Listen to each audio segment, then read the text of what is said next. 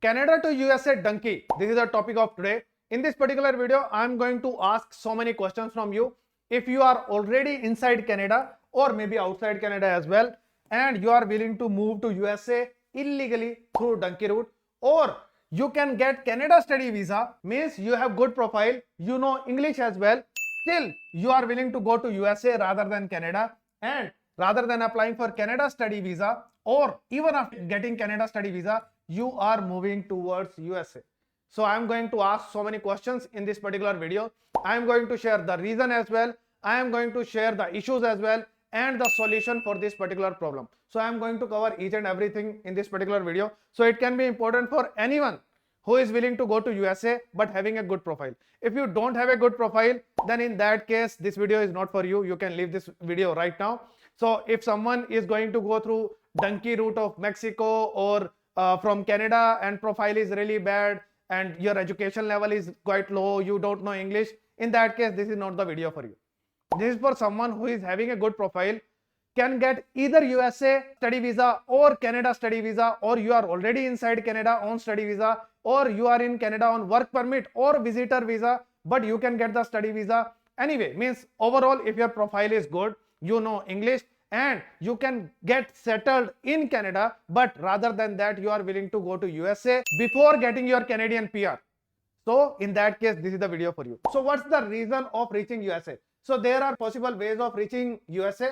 One way is legal, means you get the USA study visa, and then after that you get H1B in most cases, and after getting your H1B, it keeps on extending, and you keep on staying in USA. So there are many people who are in USA for 15 years, 20 years, and you are still waiting for the PR, for green card, and not yet got it. The waiting time is quite long for this. If you are there through legal path and you are just keep extending your H1B. Initially you got the work permit and then H1B, again sponsorship 2-3 years, and it keeps on extending. So this is what happening with the Indians especially and Chinese people as well, because most of the people who are on H1B, most of the people are Indians. Approximately 50% of the people who are on H1B are Indians, and many are there who are illegal as well. So this is the scenario if you are reaching there legally. If you are reaching illegally, then in that case you get the green card through asylum. So whether you reach there through Mexico, through Canada, or you got the visitor visa of USA but never came out of USA. So in these type of scenarios, people apply for asylum and then they wait for their green card. They get the work permit as well to work in USA, and eventually they get their green card. And after the Trump administration, there may be changes in that. You may not be able to get it, and there can be deportations as well. There can be so many things which can happen, but this is the current scenario. So why people go there? They reach there through legal paths or illegal paths. So both the paths are there. But what is the reason? Reason is higher earning. Why people are ready to take so much of risk? Because of higher earning, and business opportunities, job opportunities are quite higher compared to the countries, compared to the home countries, compared to other countries, compared to Canada as well. What kind of issues happen in this entire journey? Even if you are going there legally or illegally, if you are going there legally, in that case, what is the issue? Issue is your mental stress until unless you get your green card. That's the issue. There are no other issues. So if you are going to USA illegally, in that case, the first risk is risk of life. So you must have heard the stories of deaths if people are going from Canada to USA. Gujarati family, there is a popular story of it. Then if you are going through Mexico, then you must have heard there are so many videos as well. So life is at risk. So that is the biggest risk, because you don't have multiple lives. You are not living in a video game where in this particular life you are going to get your green card, and in next life you are going to enjoy your life. And if you die in this particular life, okay, I will live my life in the next life. So that doesn't happen. You are not in a video game. If it's over, it's over. You are not going to get your second life. So life is at risk if you are going there illegally, even through Canada route. Yes, there are safer routes as well where there is no risk of life, but now Canadian and USA CBSA agencies, border agencies, they are cracking down on everyone who are crossing borders from Canada to USA, and they are deporting these people as well. Deportation and ban from USA. So if you get caught, in that case, the second issue is you will be deported and you will get a ban as well. You cannot enter in USA again. Then possible ban from Canada, UK, Australia, New Zealand, because USA share all the data of immigration with all these countries as well. We call them 5 I's. So if you have any ban in Canada, it will be visible to USA as well. Ban in UK, visible to USA and other countries as well. So these 5 countries share their data. So if you are going to get a deportation or ban from USA, in that case, it will be visible to the other countries as well. Possibly, you will not be able to enter in other countries as well legally. So it will become a problem for you. You will not be able to reach any big country if you get a ban or if you get deported as well from USA. No fixed timeline for green card. So even if you put your application for asylum, there is no fixed timeline for green card. After the submission of your asylum application, you get a work permit and then you keep on waiting. In some cases, people get it in 2 years, 3 years, 4 years, 5 years, 7 years, 10 years. There is no fixed timeline that you are going to get your asylum application approved, and there can be refusal of your asylum application as well, and you may be deported after the refusal of that application. Next is you cannot visit your home country and you cannot leave USA as well. So until unless your asylum application is approved, you cannot leave USA. You need to live in USA. You cannot leave it, and in future as well, you may not be able to visit your home country. Maybe your parents, your family members, you may not be able to come here. Reason for that is in all the applications of refugee or asylum, the reason for that is, the reason given in the application is, I have security issues in my home country. That's why I'm applying for the asylum. So that becomes the base. And if you are visiting your home country and they find out that you visited your home country, there was no such issue and you didn't have any issue, you said lie in your application. So your previous asylum application can also be refused and you can be deported while coming back to USA. So visiting the home country is really risky. So you cannot leave USA during the processing of asylum application, and you cannot visit the home country as well, no matter what happens in your home country. Even if your parents die, your grandparents die, even if there is a marriage of your brother or sister, anything happens, you can't do anything in that. You will just live in USA. That's it.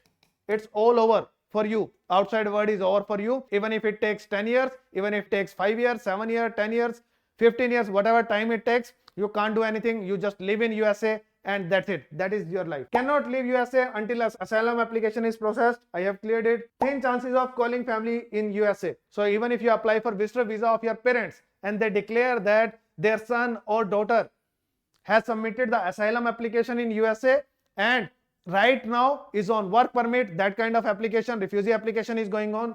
In that case, there are quite thin chances of visitor visa of parents. So it means you can't visit the home country and your parents can also not visit you. So you cannot meet, becomes a big problem for you. So what kind of issues happen if you reach USA illegally? Then these kind of issues happen with you. Most of the people are aware of it. They just don't want to accept it, and they know that, they understand that they can't do anything in that and they just want to move on. So this is the scenario. For everyone, we can't give a solution. For many people who are moving from Canada to USA, for them, there are solutions. They can stay back in Canada. They don't require to move to USA right away. If you went there on study visa, or you are in your home country, maybe in India, Bangladesh, Pakistan, wherever you are, and you are applying for USA study visa, but you know that you can get Canada study visa as well, then it's better that you get the Canada study visa. If you have already got the Canada study visa inside Canada, do not move to USA. If you can get Canada study visa rather than USA study visa, you should go to Canada. So Canada should be your destination. You should live there. What's the reason for that?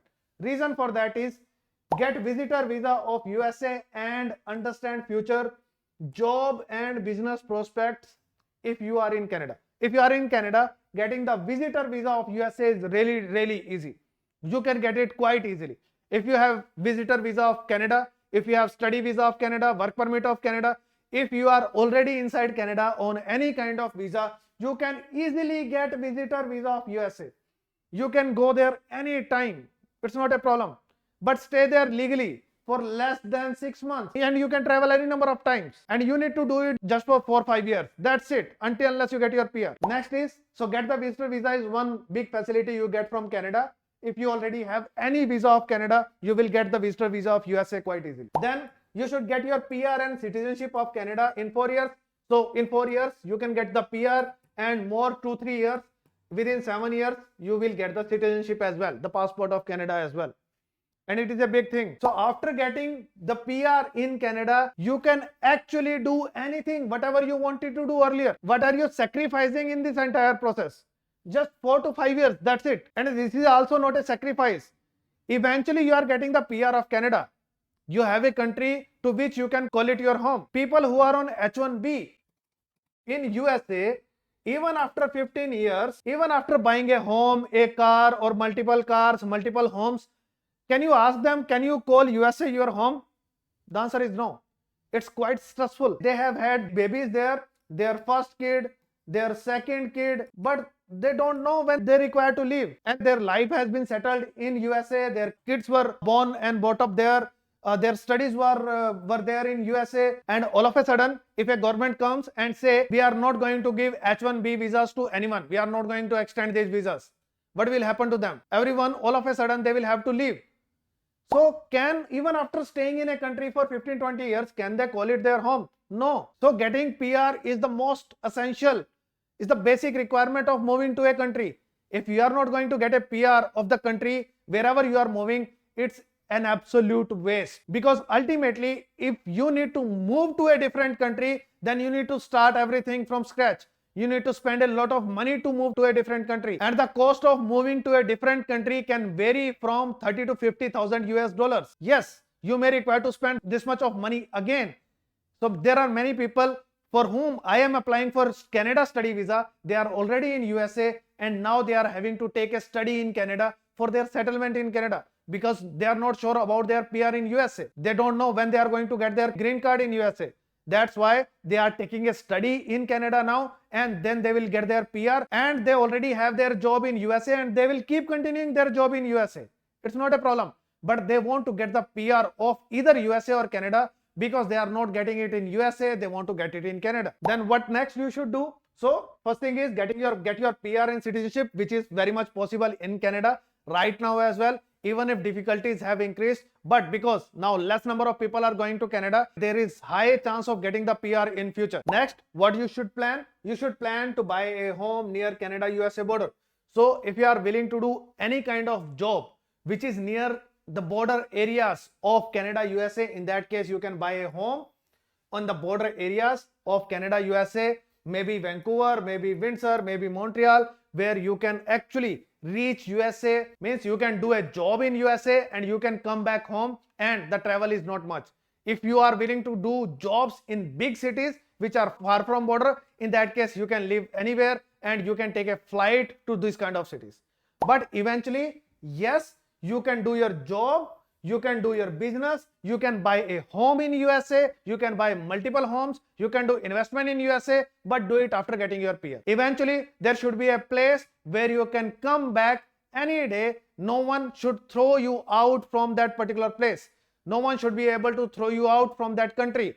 And you can make Canada is that country rather than USA. So, if you are able to get your PR in Canada, which is quite possible, if your profile is decent, in that case you can do it. You can get your PR of Canada, but you are losing in this entire process 4 to 5 years of time. But what you are getting in return, you are getting the peace of mind. You are getting a place which you can call home, that is Canada. So if any problem happens in USA, you already have a home near to USA. So if you are thinking to move to USA at age 25, think that I thought about it as age 30. If you are looking to move to USA at age 30, just think that I thought about it at age 35 and live in Canada. Canada is also not a really bad place that it's just a worst place in the world. No, it's a really good place. May not be as good as USA, but it is still a really good place. It's a developed country. I have lived in Canada and it is a really decent place to live. There are many places which are really, really good, really well developed, and there are cities and places in Canada where job opportunities are quite awesome. For example, I have lived in Victoria. Victoria is one of the best cities to live in Canada.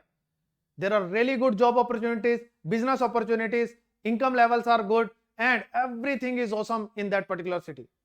Job opportunities are also really good there. Number of immigrants are quite less in that city. You can go to Ottawa. Montreal is really good. So there are so many cities in Canada where you can live, you can survive really well in current scenario as well. Now let me give you a few examples how you can make your settlement possible, which is shared between Canada and USA. Suppose the biggest city, for example, you live in Vancouver or nearby Vancouver, you are in Surrey and you get a home here and you want to do your business, job, whatever. If you want to do it in Seattle, you can commute there for 2 hours, or you can live here in Seattle for a long chunk of your week, maybe for 4 to 5 days, and you can come home on weekend, or you can just keep living in USA as well. It is possible. So the commute time is 2 hours. You can do it every day if possible for you. But if you can't do it, in that case, you can live in Seattle for 4 to 5 days for your job or business, and you can come back to Canada and live at your home for 2 to 3 days. People do it in routine. Similarly, there are quite near borders. It's in Windsor and Deloitte. If you are having any job, business, anything in Deloitte, so you can live there. So you can live in Windsor and you can do your job or business in USA as well, where the salaries may be higher, or you may get different kind of opportunities, or you may be having a business in USA. So this is also possible. This can also be done. And there are other borders as well. So you can live to Toronto, Mississauga, Hamilton, London, or Niagara, and it is also quite near to border, and you can do your job or business across border in USA as well. So there are many different opportunities available like this, and you can do many things which are kind of passive. So you can make a home investment in USA. You don't require to be there every day.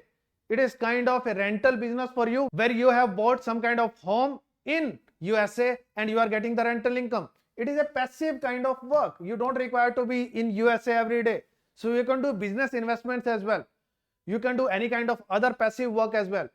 So there are different kind of opportunities available. So it can be a physical commute for your work or business, or it can be just passive work which you can do in USA, and you can invest in USA as well. So it is quite possible. So if you have your home in Canada, you are PR of Canada, your home in Canada, in that case everything is sorted for you. You don't require to leave it, and you can do whatever you wanted to do in USA earlier. You can do it just after getting your PR. There is no problem at all in this. So if you are also looking for any such opportunities, and if you are looking to move to either USA, so I am fine with USA as well. If you want to go to USA on study visa, I can do that as well. But if you are willing to settle, and if you are willing to get your Canada study visa, so we are open for that as well.